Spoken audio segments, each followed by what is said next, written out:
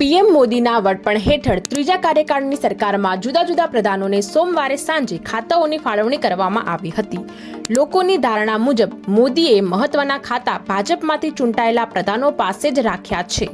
PM મોદીએ વડાપ્રધાન તરીકે તમામ નીતિ વિષયક બાબતો તેમજ પર્સોનલ અને જાહેર ફરિયાદને લગતા વિભાગો તેમની પાસે રાખ્યા છે। આ ઉપરાંત એટમિક એનર્જી અને સ્પેસને લગતી બાબતો તેમની પાસે રાખી છે। મહત્વનું ગૃહ મંત્રાલય તેમના નિકટના મનાતા અમિત શાહને આપવામાં આવ્યું છે। દેશની સુરક્ષાને મહત્વ આપીને સંરક્ષણ મંત્રાલય ફરી એકવાર રાજનાથસિંહને સોંપવામાં આવ્યું છે।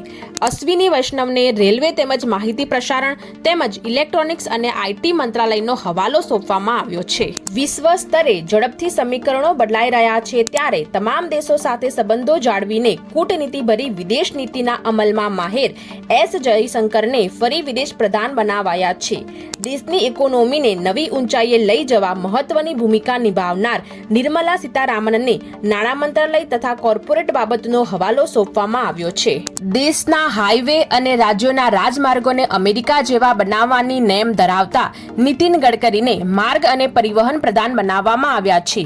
ભાજપના બે પૂર્વ સીએમ પૈકી મધ્યપ્રદેશના શિવરાજસિંહ ચૌહાણને કૃષિ તેમજ ખેડૂત કલ્યાણની બાબતો અને ગ્રામીણ વિકાસની જવાબદારી સોંપાઈ છે, જ્યારે હરિયાણાના પૂર્વ સીએમ મનોહરલાલ ખટ્ટરને હાઉસિંગ અને શહેરી બાબતો તેમજ ઉર્જા મંત્રાલયનો કાર્યભાર સોંપાયો છે। જેપી નડ્ડાને આરોગ્ય અને પરિવાર કલ્યાણ તેમજ કેમિકલ્સ અને ખાતર મંત્રાલયનો હવાલો સોંપાયો છે।